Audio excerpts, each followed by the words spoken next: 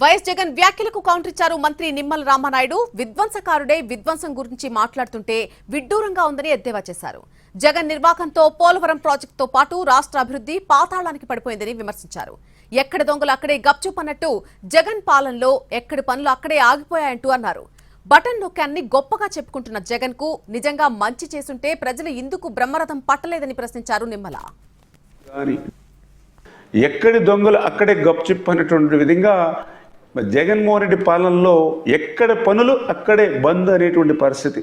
ఎందుకంటే ఆ రోజు మనం చూస్తాం ఎక్కడ కూడా రోడ్లు కానీ డ్రైన్స్ కానీ త్రాగునీరు కానీ ఇట్లా ఏ విధమైనటువంటి మౌలికమైనటువంటి వసతులు లేక ప్రజలు ఎంత కష్టాలు పడ్డారో అంత అష్టకష్టాలు పడ్డారో మనందరం కూడా చూసినటువంటి పరిస్థితి.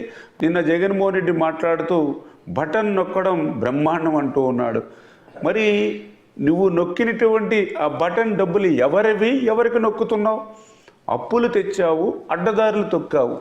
నిజంగా బటన్ నొక్కడమే బ్రహ్మాండం అయితే మరి నీకు ప్రజలు ఎందుకు బ్రహ్మరథం పట్టలేదు?